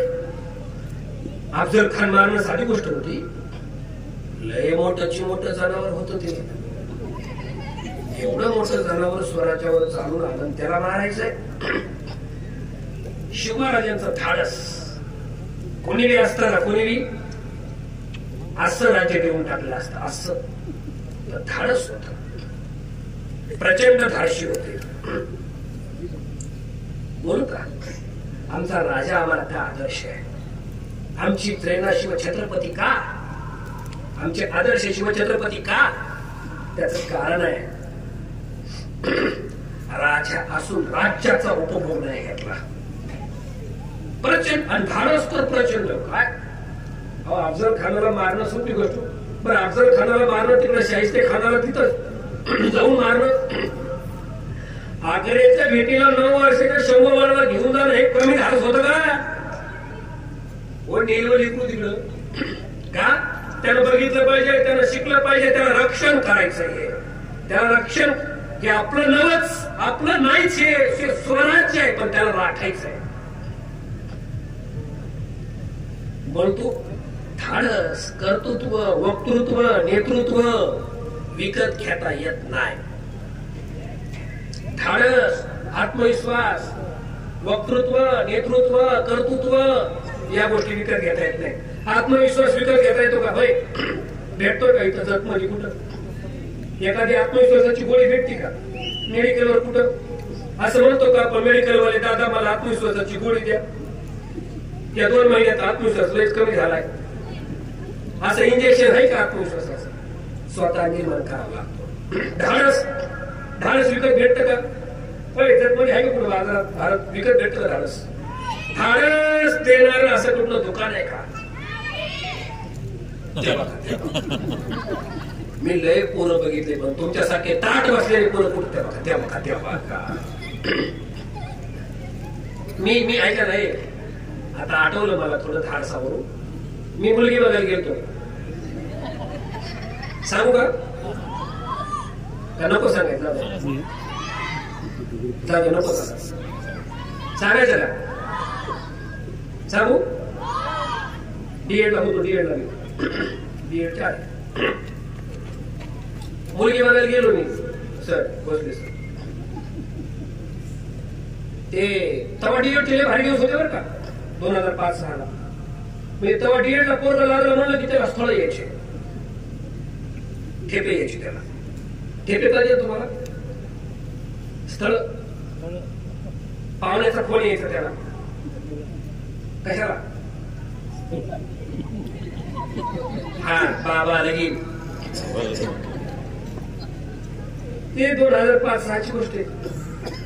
मी डीएडला लागलो म्हणलं की मला फोन यायला लागला. तेव्हा नुकताच फोन आलेला नोकियाचा 0016 देऊ काय 1650 1111 मला फोन आला घरी म्हटला सर गावाकडे येतोस का म्हणलं का तुला मुलगी बघायला जायचंय. मी मित्राला सांगितलं लगेच अरे ते गावाकडला फोन आलाय आणि मला मुलगी बघायला बोलवलंय. माझा मित्र मला काय म्हणला, हा गावाकडे करू नको म्हणला, आता इकडचीच मुलगी कर म्हणला, शिकलेली डीएड झालेली म्हणजे तिचा 50,000 तुझा 50,000 1 लाखाच्या घरात असेल. तेव्हा 50,000 आता असेच 1 लाखाच्या घरात गेले. मी घेतला निर्णय इकडची पोरगी करायची. कुठली कॉलेज कडलीच. माझी मुलगी बघायला चाललो. माझा मित्र आला त्याची गाडी घेतली उष्णी कळती ना त्यात काही पेट्रोल टाकलं काही रॉकेल टाकलं सुरू केली. दुसरा मित्र मागे बसला मी मध्ये बसलो. आम्ही 3 जण चाललो. चौथा मुलगीच आला. कुठं निघालास मला मुलगी बघायला. काय राव इतका जवळचा मित्र असू सांगितलं नाहीस म्हणलं बस करू वाटलेस. आम्ही 4 जण बसलो. गाडी काही जाताना 30-40 किलोमीटर जायचं होतं. वाटा 2-3 बाऱ्या पडली. ढकलीत चढवीत कस तरी पोरीच्या दारात गेलो. वाटानं त्यानं सांगितलं मला तू एक काम कर तू स्वतः काहीतरी बोल. म्हणलं नाही मला बोलता येत नाही म्हणजे मी नाही बोलणार मला धाडच नाही विषयी आलाय मला काही देरी नाही म्हणलं तूच बोल. बरं तो चांगला बोलायचा तो भाषण करायचं कॉलेजला. त्याला म्हणलं सगळा बायोडाटा तू विचारून घे. तो म्हणत एक काम करणार मी सगळं विचारतो पण तू एखादा तरी शब्द बोलला पाहिजेस काही ना काही. तुला पोरगी बघायची म्हणलं मला सांग मी काय बोलू. त्यानं मला सांगितलं तू असं विचार तुमचं शिक्षण झालं का शिक्षण झालं का एवढं विचार. मी ते पाठच केलं शिक्षण झालं का शिक्षण झालं का. बरं मी भीत होतो तेव्हा मी पाठच केलं ते शिक्षण झालं का शिक्षण झालं का शिक्षण झालं का शिक्षण झालं का. गाडी अशी दारात गेली. मध्ये बैठकीत गेलो आणि मुलगी आली ती पंचपाळ आणखी काय असतं रे पुरवते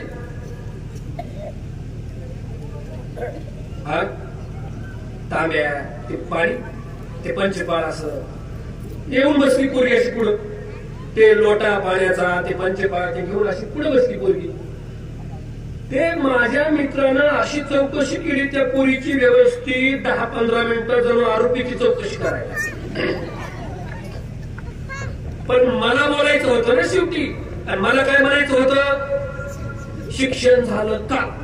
मी गेलो ना तिथं माझी डेअरिंगच व्हायना. आम्ही थरथर कापत बोललो तुमचं लग्न झालंय का.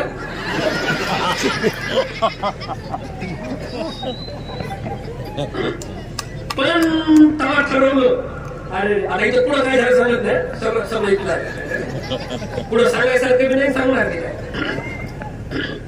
पण तेव्हा ठरवलं गड्या हो माझ्या धाडस आलंच पाहिजे. मी तर बोलणारच पण उभ्या महाराष्ट्रामध्ये बोलावं कसं याचं ट्रेनिंग मी देणार. आज ते सुरू आहे. सर जाधव सर माणसानं भाषण कसं रंगवावं याचं सगळ्यात मोठं महाराष्ट्रातलं ट्रेनिंग माझं याचा मला अभिमान आहे. आता इथे पुस्तक आहे माझ्याकडे वक्तृत्वाची साधना सरनी मागितलं सरांनी घर पोहोच इथं काही लोकांनी पुस्तक मागवलंय. आमच्या नितीन सरांनी मागितलंय बद्रे सरांनी मागितलं इकडं सरांनी मागितलेले पुस्तक ते त्या पुस्तकात ऐकते भाषण तयार आहे. सगळ्या प्रकारचे भाषण एकाच पुस्तकात असं वक्तृत्वाची साधना नावाचं पुस्तक आहे. म्हणजे कोणते भाषण वाढदिवसाचं भाषण लग्न समारंभातलं भाषण दशक्रियाचं भाषण अंत्यविधीचं भाषण सुद्धा आहे त्यात. म्हणजे तुम्ही ते भाषण वाचायचं मस्तपैकी पाठ करायचं आणि वाटच बघायची कोण कवा मरतंय.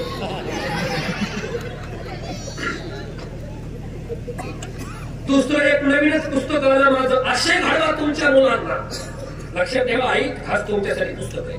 म्हणजे माता पालकासाठी, आई वडिलांसाठी हे पुस्तक आहे. सगळा भार शिक्षकावर नाही टाकून द्यायचा. पोरांना घडवा. पोरं घडवणं आपल्याही हातात आहे. पुस्तकात आशय घडवा तुमच्या मुलांना नावाचं पुस्तक आहे. ते पुस्तक सुद्धा इथं गाडीमध्ये आहे. गाडीमध्ये पुस्तक आणलेत मी सोबत. मुलांना घडवता येतं ते आई वडिलांच्याच हातात आहे.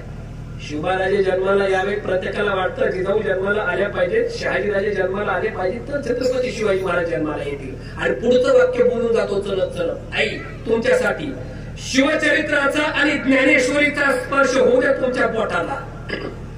शिवचरित्राचा आणि ज्ञानेश्वरीचा स्पर्श होऊ द्या तुमच्या पोटाला, तरच छत्रपती शिवाजी महाराज जन्माला येतील तुमच्या पोटाला. टीव्हीतल्या मालिका बघून, चित्रपट बघून राजा जन्माला येत नसतो. हे पूर्वीच्या काळी घरातली बाई स्वयंपाक करायची, बाहेरची बाई नाचायची. पूर्वीच्या काळी घरातली बाई स्वयंपाक करायची, बाहेरची नाचायची. आता बाहेरची बाई स्वयंपाक करती, घरची नाचती. आपण चाललोय कुठं? आणि म्हणून आज संस्काराची गरज आहे. तुम्हाला बिघडवणारे मोठे झाले. बिघडवणाऱ्याचे मुंबई सारख्या मेट्रो सिटीला बंगले, घडवणाऱ्याचे बंगले नाही. हे आजच्या व्याख्यानातून घेऊन जा. प्रबोधन करणाऱ्याचे बंगले नाही, बंगले बिघडवणाऱ्याचे. जंगली रमी पे आइये ना महाराज, महाराजाला बी या म्हणतोय. भाषा घेतल्यात लोकांनी, भाषा.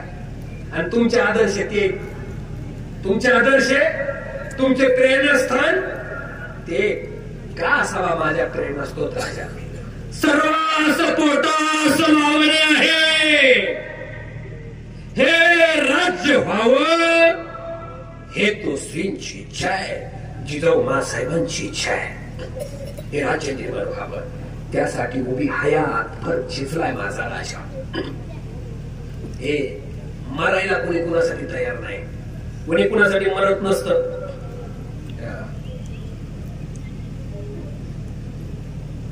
शिवरायासाठी का माणसं मरायचे? का मरायचे? जगाचं बोलतोय थोडस. तुमच्या पोरांना जसं पिकवायला शिकवताय ना आई, तसं विकायला सुद्धा शिकवा. तुम्हाला पिकवता येतं, विकता येत नाही. आणि विकणाऱ्याचे दिवस आहे आज, पिकवणाऱ्याचे दिवस नाही. ज्याला विकता येतं तो माणूस मोठा आहे, पिकवणारा मोठा नाही रे, पिकवणारा मोठा नाही. म्हणून पिकवणाऱ्याला विकता सुद्धा आलं पाहिजे. मी त्या दिवशी इकडे तुमच्या सांगलीत आलो. बरं, कला असते, कला माणसाची. मी त्या एकदा कीर्तनाला सांगलीला आलो, आणि सांगलीत एक म्हातारी बस स्टँडच्या बाजूला ते फिरतात असे गोळे बिस्किट विकणारे पोरं. त्यातलं एक पोरं म्हणत होतं बिस्किट घ्या बिस्किट. एक पोरं म्हणत होतं पाणी बॉटल पाणी बॉटल. दुसरं पोरं लाडू विकत होतं दिवाळीच्या टायमाला. लाडू घ्या लाडू, लाडू घ्या लाडू, 20 रुपये लाडू, लाडू घ्या लाडू, 20 रुपये लाडू. तिथे एक म्हातारी सुद्धा फिरत होती हातात लाडू घेऊन, आणि ती म्हणायची लाडू घ्या लाडू, मथुरेचे लाडू, लाडू घ्या लाडू, मथुरेचे लाडू. मला वाटलं सांगलीमध्ये जर मथुरेचे लाडू सांगलीत भेटत असतील तर काय हरकत आहे घ्यायला.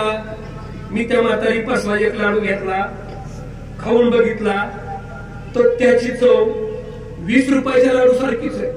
पण तो 20 रुपयाचा लाडू बाकीचे पोरं 20 रुपयाला ऐकायचे, आणि ती म्हातारी मथुरेचा लाडू म्हणून सांगलीमध्ये सांगलीचाच लाडू ऐकायची, पण ती 40 रुपयाला ऐकायची.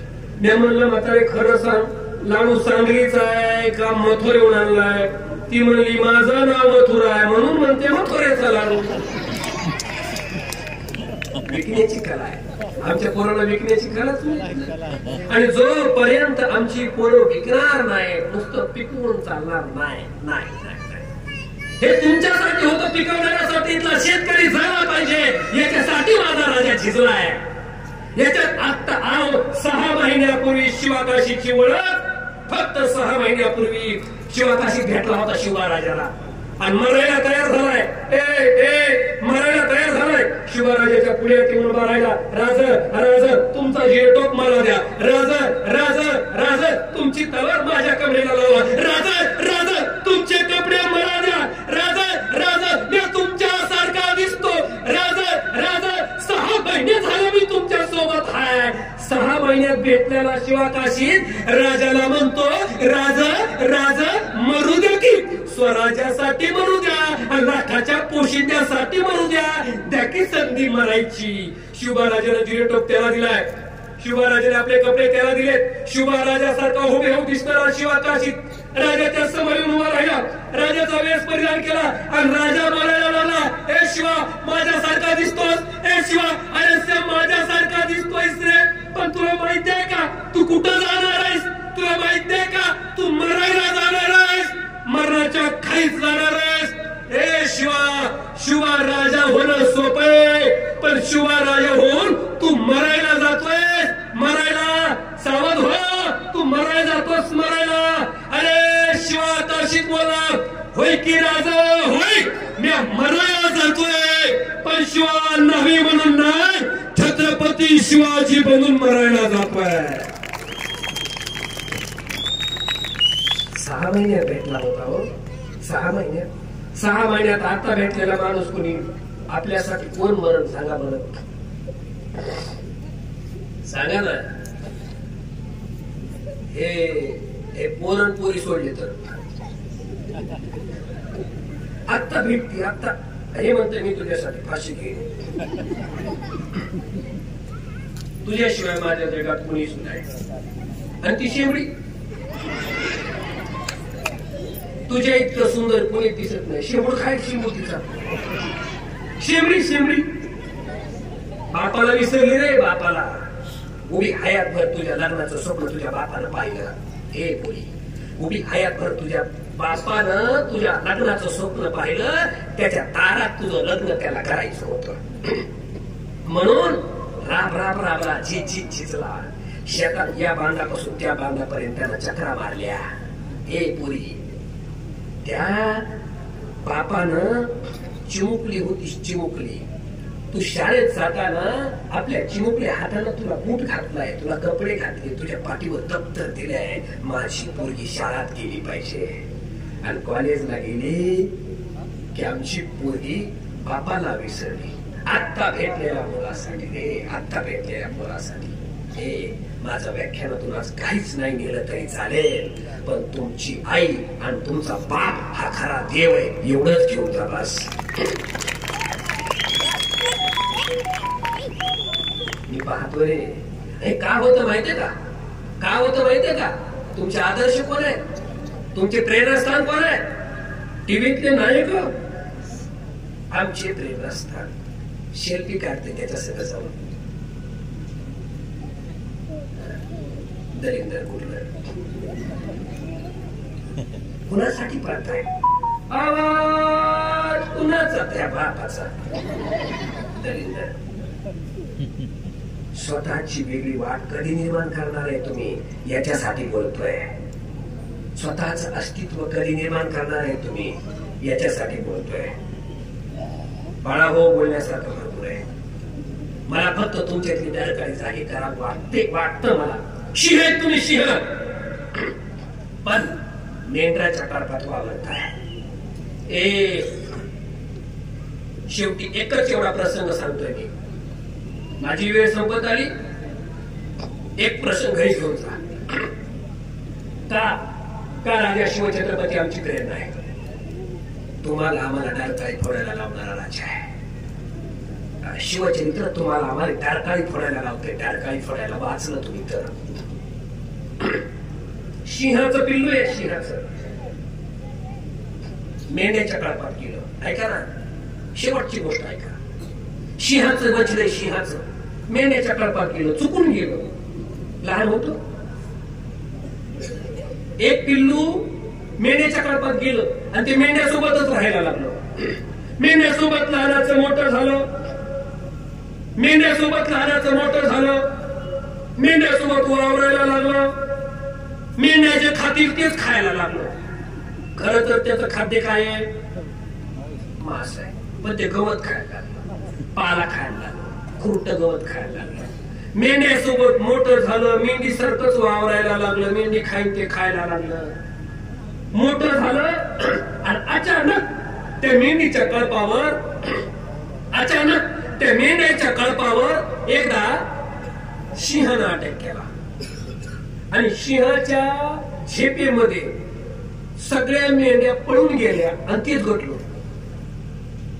सिंहानं अटॅक केला, सगळ्या मेंढ्या पळून गेल्या आणि तेच घटलो. कोण? सिंहाचं पिल्लू. ते काय म्हणायला लागलं माहितीये का? मला नका मारू, मी गरीब मेंढू. ते म्हणायचं मला नका मारू, मी बिचारा गरीब मेंढराचं पिल्लू आहे. आता त्या सिंहानं त्याला बघितलं. सिंह म्हणला पण तू मेंढरू नाहीस ना. ते काय म्हणायचं? मला नका खाऊ, मी बिचारा गरीब मेंढरू आहे. ते म्हणला तू मेंढरूच नाही ना. ते म्हणला कशाला चेष्टा करतात, मी बिचारा गरीब मेंढरू आहे, बाकीचे मेंढर पळाले, मला पळताच आलं नाही. अरे ते म्हणला तू मेंढरू नाहीच ना. शेवटी त्या सिंहानं त्याला सोबत घेतलं. ते म्हणला चल तुला दाखवतो तू कोण आहे. पाण्याकडे नेलं आणि एका नदीमध्ये पाण्यात त्याला बघायला लावलं. बघ म्हणला तू मेंढरू नाही, तू सिंहच आहे. ते म्हणला खरंच काय? ते म्हणला खरंच ना. ते म्हणला मग तुम्ही जशी डरकाळी फोडली तशी मला का म्हणून येत नाही? ते म्हणला तुला बी येते ना, तुला कोणी सांगितलंच नाही डरकाळी फोडायला.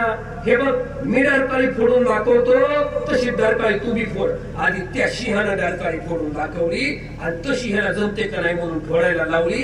तर सिंहाच्या पिल्यानं सुद्धा त्याच्यासारखी डरकाळी फोडली आणि मग सिंहानं सांगितलं तू मेंढ्याच्या कळपात वागत होतास गड्या, मी आज तुला जागा केलंय, तू डरकाळी मारू शकतोस. व्याख्यान त्याच्यासाठी असतं गड्या, तुम्ही डरकाळी फोडू शकताय, तुम्ही मिटून उठू शकताय, तुम्ही तुमचं अस्तित्व निर्माण करू शकताय, पण तुम्ही मेंढ्याचा कळप सोडला पाहिजे, कंपट झोन सोडला पाहिजे. माणसानं माणूस का मोठा होत नाही, माणूस त्याचं अस्तित्व का निर्माण करत नाही? कारण ज्याच्यामध्ये वावरतोय, ज्याच्यामध्ये राहतोय तसाच बनतोय. ज्या मित्रात वावरताना ते मित्र किती प्रतिभेचे, किती मोठे, किती हुशार आहेत याच्यावरून तुम्ही घडत असता. माणसाचं आयुष्य लक्षात ठेवा, त्याच्या भोवतालच्या 5-25 मित्रासारखंच असतं. तुम्ही कोण असता? तुमच्या भोवतालचे जे 5-25 मित्र आहेत तसेच तुम्ही असता. तुमच्या भोवतालचे लोक कोण आहेत? हे मोठ्या माणसाचे मित्र मोठे असतात, अभ्यासू माणसाचे मित्र अभ्यासू असतात, दलिंदर माणसाचे मित्र दलिंदर आहेत. तुम्ही का मोठे होत नाही? राहताय कुणासोबत? संगती पंगती माऊली बोलतात. संगत कुणासोबत आहे, पंगत कुणासोबत आहे. आणि म्हणून चांगली संगती करा, चांगली पंगती करा. मोठं व्हायचं असेल तर सरते शेवटी जाता जाता एकच सांगतो, तुमचा मोबाईल शाप आहे, तुमचा मोबाईल तो वरदान कसा ठरल हे बघा. कित्येक नाते मोबाईल न बिघडले. नाते मी बोलू का एकदा? मोबाईल आल्यापासून पती पत्नीचे चांगले संबंध राहिले नाही. बोला नीट ऐका. पती पत्नीचे अरे चांगले संबंध असायचे. पती पत्नीचा चांगला संवाद असायचा. मोबाईल आल्यापासून बिघडला. पती पत्नीवर संशय, पत्नी पतीवर संशय. कारण का? मोबाईल. रोज मोबाईल. ऐका रोज मोबाईल तुम्ही ज्यावेळी उशाला ठेवता, पुरुष मंडळ, ज्यावेळी झोपताना तुम्ही तुमचा मोबाईल उशाला ठेवताना सगळे मेसेज डिलीट करून झोपत जा. मोबाईल चेक होतो का नाही? खरं सांगा नितीन सर, मोबाईल चेक होतो का नाही? नाही. ऐका, मोबाईल वरदान कसा ठरले का? आणि सरते शेवटी जाता जाता एक विनंती करतो, मला नाद आहे त्या गोष्टीचा म्हणून बोलतो. एक तरी झाड लावा. शिवराजानं झाड लावले होते, आंब्याची बाग लावली आहे. झाड त्या काळात झाडाची गरज नव्हती, झाड लावले. तुम्ही रायगडाच्या बाजूला पाचाड जिजाऊमासाहेबांची समाधी, तिथं काय लिहिलंय शिवराजानं पत्र आहे. शिवराजांचं पत्र तिथं फ्रेम करून लावलंय. आता त्या पत्रात काय लिहिलंय बघा. झाड तोडू नका, तोडताना मर्जीनं तोडा, खाण्याच्या मर्जीनं, आणि वाळलेलं फक्त. बरं स्वतः लावले. बरं गरज त्यावेळेस तितकी गरज नव्हती तरी झाड लावले. एक बोलतो जाता जाता, हातानं मरण मागून घ्यायला होतं आपण. हातानं कोरोनाच्या काळामध्ये ऑक्सिजन लागला का नाही? इथून पुढे काही काळानं 5 वर्षातून एकदा असा आणखी 5 वर्षाने बघा तुम्ही ऑक्सिजनची गरज लागणार आहे. आता कोरोना येऊ नाही तर नाही येऊ ऑक्सिजन लेवल करावं लागणार. तिथून पुढे काही काळानं तुम्हाला ऑक्सिजन कमी पडणार, ऑक्सिजन घ्यावं लागणार.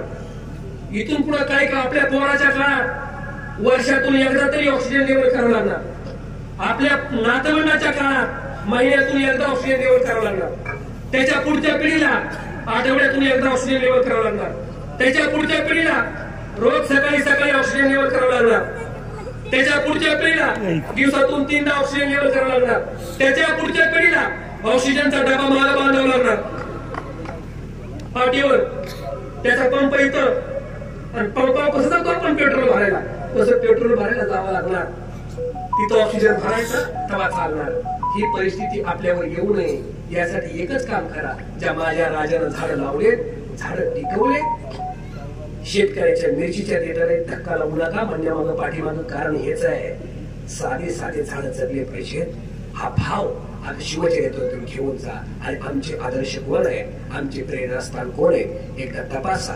घरी गेल्याच्या नंतर एकदा तपासा की खरंच मी माझी प्रेरणा कोणाला म्हणतोय, कोणाला प्रेरणास्थान ठेवतोय आणि आपण प्रेरणा निर्माण होऊ अशा पद्धतीने आपण काय करणार आहे. सगळ्याला तर कुत्रे जगत गळ्या हो, पण त्या जगण्याला काही अर्थ असला पाहिजे. एक कवी असं म्हणतो, जगत मी जगलो असा की मी जसा जगलोच नाही, एकदा तुटलो असा की मग पुन्हा जुळलोच नाही, कैकदा काय पाहता माझ्या मी विटांचे घोट प्यालो तरीही प्रकाशाला हाय मी पेटलोच नाही, जगत मी जगलो असा की मी जसा जगलोच नाही, मरताना वाईट वाटेल असलं जगणं काहीच कामाचं नसतं, मरताना आनंद वाटला पाहिजे, गड्या मी जगलो बस, गड्या माझं जीवन सारखं केलं. मरताना जर वाईट वाटलं ना गड्या माझं जगायचं राहून गेलं, तुम्ही जगलाच नाही. आणि म्हणून शिवछत्रपतींचं मरण सुद्धा मंगल ठरलंय, तुम्हाला आम्हाला जगणं शिकून गेलंय. 50 वर्ष जगलाय माझा राजा फक्त, पण माझ्या राजानं जे केलं ते जगात कुणाला जमलं नाही. माझ्या राजानं जे केलं ते आजपर्यंत कुणाला का जमलं नाही. लोक करतात ते माझ्या राजानं कधी केलं नाही. तेव्हा ते राजे महाराजे हत्तीवर बसून लढायला जायचे. माझा राजा कशावर बसून गेला लढायला, कशावर बसलाय, हत्तीवर बसून. माझा राजा कधी लढायला गेला बघितला का, कशावर बसलेत महाराज, घोड्यावर बसून गेले. बाकीचे राजे महाराजे प्रतिष्ठेचं लक्षण म्हणून हत्तीवर बसायचे, माझा राजा घोड्यावर बसलाय. लोक करतात ते माझ्या राजानं कधी केलं नाही, आणि माझ्या राजानं जे केलं ते जगात कुणाला जमलं नाही. म्हणून माझ्या राजाचं वेगळेपण, त्याचं वेगळेपण असणाऱ्या माझ्या राजाला तुम्ही समजून घ्यावं. हा राजा तुम्ही खरी घेऊन जावा. जाता जाताच एक वाक्य नीट काळजात करून जा. घरातले गणपती चौकात आले, घरातले गणपती चौकात आले, पण चौकातले छत्रपती शिवाजी महाराज अजून घरात नाही गेले. आणि जोपर्यंत चौकातले छत्रपती शिवाजी महाराज घरात जाणार नाही, घरातले आमच्या देवाऱ्यात जाणार नाहीत, आणि देवाऱ्यातले छत्रपती शिवाजी महाराजांचे संस्कार गर्भवती स्त्रीपर्यंत जाणार नाहीत, तोपर्यंत छत्रपती पुन्हा जन्माला येणार नाहीत.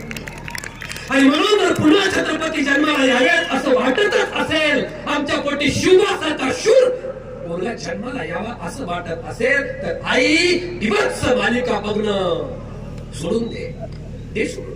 आई तुझं पोरग म्हणून सांगून जातोय आज व्याख्यानातून. आई जे चित्रपट तू पाहतेस ना, जे चित्रपट तू पाहतेस ना, ज्या मालिका तू पाहतेस ना, मालिकेत सुनानं सासू सोबत चुकीचं कसं वागावं, कसे भांडण करावे, हा आदर्श ठेवलाय तुमच्या समोर. वडिलांचं कसं ऐकायचं नाही, पळून जाऊन लग्न कसं करायचं हे चित्रपटातून शिकवलं जातं. काय शिकताय पोरी, कसं पळून जायचं. भाऊ सुद्धा तुम्हाला तुमचा दुश्मन वाटायला लागला, अरे बाप सुद्धा तुमचा तुम्हाला दुश्मन वाटायला लागला त्या चित्रपटामुळे. चांगले चित्रपट येऊ द्या की झाला, येऊ द्या. तुमची आई तुम्हाला दुश्मन वाटायला लागली त्या चित्रपटामुळे, आणि तुम्ही त्यांना आदर्श मानताय, तुम्ही त्यांची प्रेरणा घेताय. मी पुणे मुंबईत राहतो म्हणे, हो सिगरेट फुकतात पोरी, सिगरेट हाफ कपडे घालून पुढे असे सिगरेट फुकतात, सरळ सरळ. बघणारा असते, बघणार आपल्यासारखं ग्रामीण भागातलं गेलं हरिमान घालून जाते, पूर्वी सिगरेट फुकती, लय पराक्रम केल्यासारखं. नाकातून झोपून काढती पूर्वी, नाकातून घेऊन जातोय. आई पोरी नाही शिकली तरी चालेल, संस्कारात तुमच्या संस्कारातून पोरगी कायम संस्कारित राहिली पाहिजे. मार्क कमी म्हणजे शिक्षण नाही, संस्कार सहित घेतलेलं शिक्षण असतं. तुमच्या गुरुवर्यांचा, तुमच्या गुरुजींचा अपमान जर तुमचे लेकर करत असतील. मगाशी बोलता मुख्याध्यापक साहेब बोलले की आता सध्या तुमच्या लेकरांना काय वाटतं, आमचा काळ कोणता होता माहिती का, संघर्षाचा. बोलतो सर आता तुमच्या विषयावरची होते. आपला काळ कोणता होता, संघर्षाचा. पायात चप्पलच नव्हती, आमचा संघर्ष. तुमचा माझ्यापेक्षा वडीलधारी मंडळी इकडे बसलेली, काका बसलेली तिकडे आपले कृषी विभागाचे. तुमच्या काळात संघर्ष कोणता होता, पोटाला पोटभर अन्न नव्हतं, हा संघर्ष आहे. आमच्या काळात संघर्ष काय होता, मला सायकलच नव्हती, दुसऱ्याच्या सायकलवर बसायचो. आताचा संघर्ष कोणता, आताच्या पिढीचा, आमच्या पप्पाने आम्हाला लॅपटॉप दिलाच नाही, सगळ्याला लॅपटॉप होता. मला नेटचं बॅलन्स मारितच नव्हते लोक. संघर्ष बदलत राहिला. आणखीन काही काळानं सर बोलले, आमच्या काळात गुरुजी मारायचे, पट मारायचे रे, आणि घरी पोराला सांगितलं ना की पोराला घरी मारायचे. आता सर मी 5वीच्या वर्गात दखलाची होतो, एक पोरं नापास केलं नाही, पोरं घरी पळत रडत गेलं आणि आईला सांगितलं, आई माझ्या नाही पाडी मास्तर नापास केलं. तेव्हा आई चपात्या करीत होती, चपात्या काढत ना, तेव्हा आई चपात्या करीत होती. मावशी तशीच उठली, एके हातात पोरग, एके हातात बेलणं म्हणजे लाटणं. तुमच्याकडे काय म्हणते, लाटणं, हात पिठानं भरलेले. नीट आमच्या शाळा का मी त्यांना नापास केलं. मी वर्गात शिकवित होतो 1857चा उठाव, आणि हे 1857चा उठाव माझ्या दारातच आला. लागूनच मावशी म्हणजे ना सर बाहेर या, कमी मध्ये येऊ. म्हणलं मी येतो बाहेर, आता लेट मध्ये बाहेर आलो का म्हणून नापास केलं नाही पोराला. आम्हाला त्याला काहीच येत नाही ना, म्हणून त्याला हे टेस्ट मध्ये नापास केलं. मी काय आलं नाही माझ्या पोराला सांगा. म्हणलं मावशी मी साधं गणित विचारलं त्याला, 5 केळी होती, 5 केळीतून 3 केळी मी खाल्ली, तर खाली किती केळी राहिली, साधं गणित होतं, खाली 2 केळी राहिली. एवढं बी त्याला सांगता आलं नाही, म्हणून मी त्याला नापास केलं. मावशी म्हणली, काय गुरुजी 2 केळासाठी कुठं पोरांना नापास करीत असते का, उद्या 2 डझन आणून देते, उद्या 2 डझन आणून देते, बसा खा. हे स्वामी काज गुरु भक्ती पितृवचन सेवापती, गुरुची भक्ती आम्ही विसरलोय. शिवमहाराजांना गुरुची भक्ती केली, शिवमहाराजांना नजराला पाठवून दिल्या तुकोबाराला. ती गुरुभक्ती आज आम्हाला शिकली पाहिजे, ती प्रेरणा आम्ही घेतली पाहिजे. आणि म्हणून या व्यासपीठाला विषय मिळाला होता, आमचे प्रेरणास्थान, आमचे आदर्श राजा शिवछत्रपती. या विषयावर माझ्या पद्धतीनं खूप बोलण्याचा प्रयत्न केला, मला आवाजानं साथ दिली नाही. जायचं आणखी लांब आहे, बोलण्यासारखं भरपूर आहे. बोलणाऱ्यासाठी शिवराजावर बोलायला गेलं तर वेळ कमीच पडणार आहे. आणि म्हणून मी 7 दिवसाची शिवचरित्र कथा करत असतो. त्याला माझी 8 लोकांची टीम असते. संगीत भागवत कथा आहे, संगीत रामकथा सुद्धा मी करतो. पण माझी संगीत शिवचरित्र कथा युट्यूब चॅनल सर्च करा आणि संगीतमय शिवचरित्र कथा आणि माझं नाव टाका, तुम्हाला कथा येतील. महाराष्ट्रामध्ये फार थोडी लोक करतात, 2-4 लोक करतात. त्या 2-4 लोकांच्या यादीमध्ये जाता जाताची विनंती, आई माझी गाडी इथं उभा आहे, भाषण करा प्रशिक्षण माझं पुण्यात आहे, पुण्यातल्या भाषण करा प्रशिक्षणामध्ये जर तुमच्या लेकराला भाग घेता येत नसेल तर ते पुस्तक इथं आणलेलं आहे, वक्तृत्वाची साधना. हे वक्तृत्वाची साधना नावाचं पुस्तक 500 रुपयाला आहे. जाता ते पुस्तक घेऊन जा. आणि दुसरं पुस्तक आहे हे वक्तृत्वाची साधना नावाचं पुस्तक, घ्या किंवा नका घेऊ, पण माझं एक पुस्तक खूप महत्वाचं आहे, ते फक्त 200 रुपयामध्ये आहे. पुस्तकाचं नाव आहे आशे घडवा तुमच्या मुलांना. हे पुस्तक आईनं वाचणं गरजेचं आहे, बाबांना वाचणं गरजेचं आहे, एवढी विनंती करतो. आणि एक झाड तुम्ही आपल्या दारात लावाल, तुम्ही आपल्या शेतात लावाल, एक तरी झाड लावून जगवाल ही माफक अपेक्षा ठेवतो. आणि आमची प्रेरणा राजा शिवछत्रपती या विषयावरले विचार माझे याच ठिकाणी थांबवतो. जय जिजाऊ, जय शिवराय. धन्यवाद सर. आपण आपल्या व्याख्यानातून आज जोपर्यंत सूर्यचंद्र आहे तोपर्यंत आमची प्रेरणा राजा शिवछत्रपती राहतील हे सांगितलं. नाचून जयंती करण्यापेक्षा वाचून जयंती साजरी करावी हे आपण सांगितलं. तुकारामाचे अभंग व शिवछत्रपतींचे विचार चिरंतन राहणार आहेत हे आपण सांगितलं. सर आपण शिवाजीराजांची विविध रूपे कशी होती ती आमच्या श्रोत्यांना सांगितली. एक तरी झाड लावा असा संदेश आपण दिलेला आहे. मनापासून धन्यवाद.